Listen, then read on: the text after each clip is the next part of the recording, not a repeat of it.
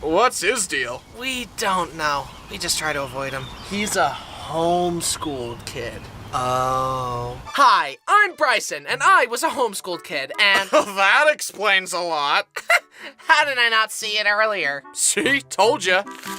Thank you. Hey, rude. There's such an unfair stigma against homeschooled kids. Everyone just thinks we're weird and cringe. But most homeschooled kids grow up to be well-adjusted members of society, and we're also usually smarter than average.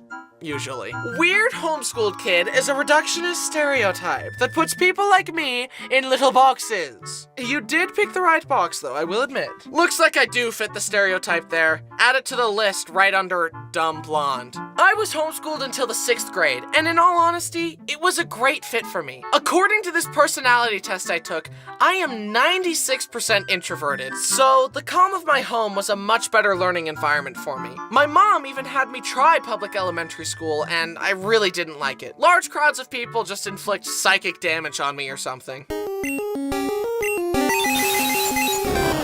I'm pretty shy when getting to know people, and then all of a sudden, boom, I become the silliest goose of all time. You can tell how comfortable I am around you based on how annoying I'm being. There's a direct correlation there. Because of this, I've always had a small but very close circle of friends that I really connect well with. But when I was young, I didn't know how to make friends, so I was given a pre-packaged, parent-approved circle of friends because our moms were friends and they'd get together and let us Rugrats play. Hey guys, let's pretend we're wolves. Yeah! Luckily, I grew out of this, unlike some of you.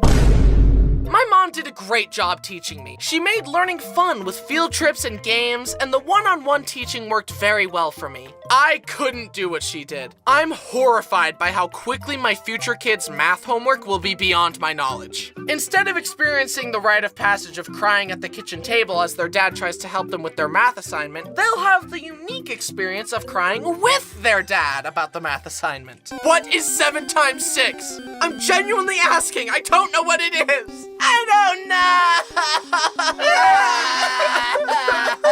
know! Another thing that amazes me about my mom is that whenever we had to move, she would plan these amazing cross-country road trips and make a vacation of it. We saw Mount Rushmore, Yellowstone, the Liberty Bell, Four Corners, Redwood National Parks, and all kinds of fun stuff. I can't imagine planning a big trip like that while raising 5 kids, teaching them how to read and do math, feeding them, and keeping them from fighting. And to make things worse, she didn't even have GPS. She had to print out directions from MapQuest and just pray that she wouldn't make a wrong turn and get lost. I could not have survived that. If there isn't a blue line showing me exactly where I need to go, I simply won't make it to my destination.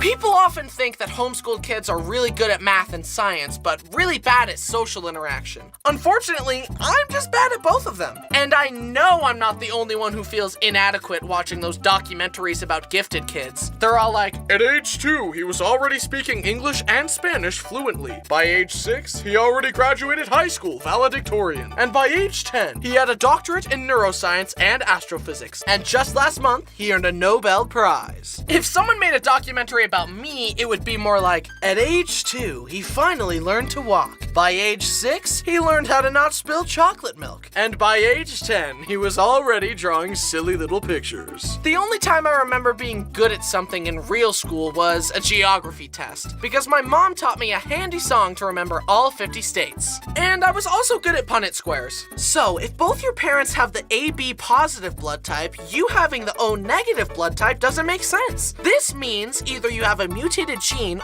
or your dad isn't really your dad. I may be a weird homeschool kid, but that comes with advantages. For example, could a normal person make this? Introducing the hamburger plush. Get it? And the ham with hair plush. I had so much fun seeing these ideas come to life in such high quality. And while you're checking them out, don't forget to grab your very own Hamination sketchbook. It's got some sketches of mine in there to get your creative juices flowing, and look what happens when you flip through the corner of the pages. Amazing. Use the link in the description to check them all out. Spending more time at home definitely helped develop my creativity. I was an imaginative kid by nature, but having art supplies, books, and toys while having access to a big backyard definitely nurtured my imagination. I seriously used to go outside and just vividly hallucinate that I was on a magical adventure. And when my friends came over to play, we would get on the trampoline and one of them would say, "Pretend the trampoline is a spaceship and that we're astronauts." And so far as I was concerned, it was real.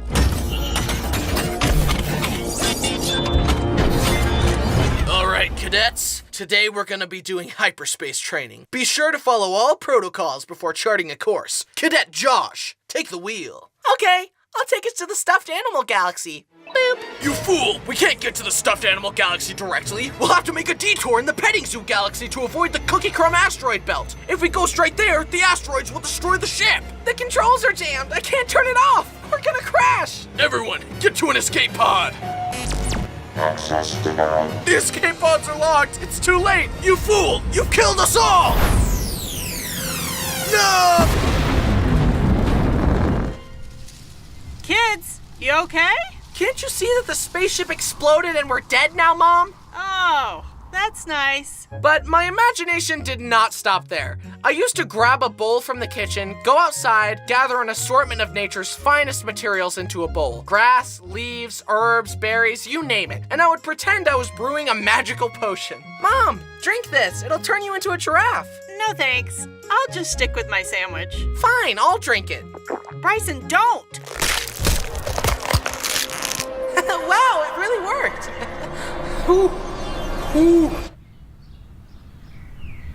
Having a powerful imagination was a good thing in many ways, but this also meant that I was scared very easily. Taking the trash out in the dark felt like a life or death experience. I was convinced that an evil clown or alien would kill me if I didn't do it as fast as I could. And of course, when I turned out the last light in the house, I had to run to my room as fast as I could so that a shadow demon wouldn't catch me. Even as an adult, I avoid horror movies. It's just not worth it to me. I'd rather be happy and sleep well. But I wasn't just susceptible to scary things in movies. I also fell victim to fear-mongering stories designed to make me more obedient from my parents. This is Santa. If you're a good boy, he'll give you a present at Christmas. Awesome! And this is the boogeyman. If you're a bad boy and disobey us, he'll kill you. Slowly and painfully. He'll violently rip your arms off and use them to bash your head in.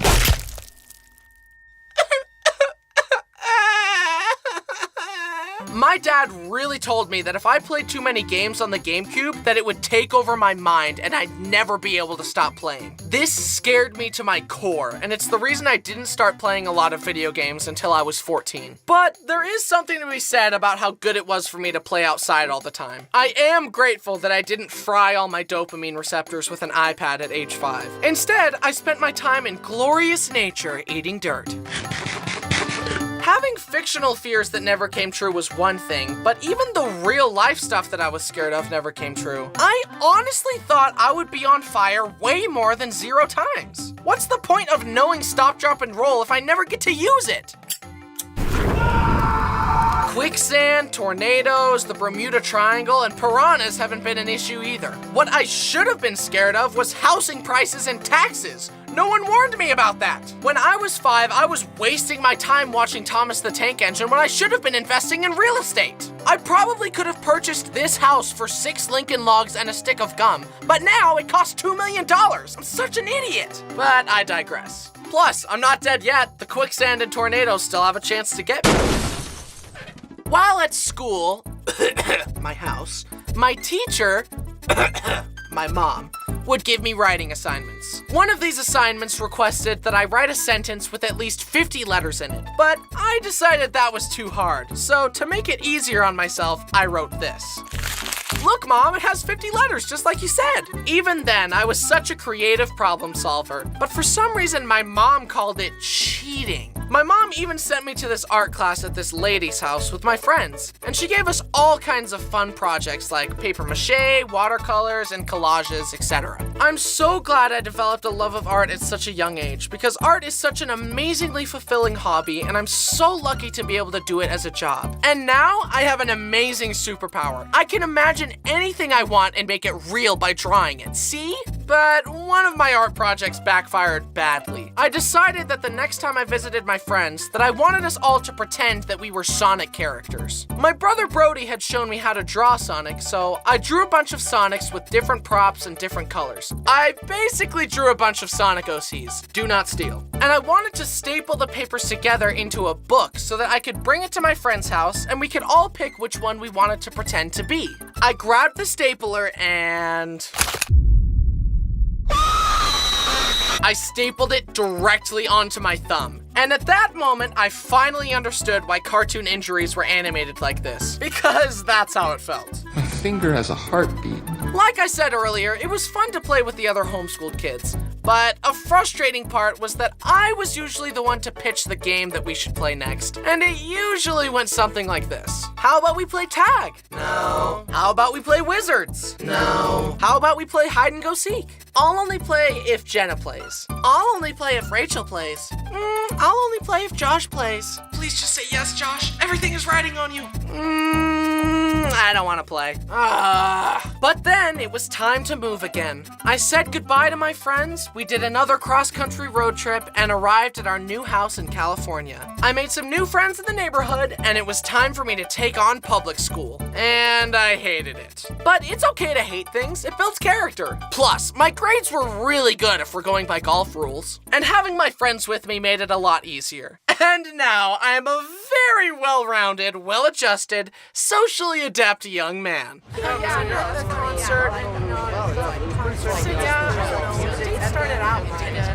Yeah, me and my cousin were hanging out, and we built a Lego set the other day.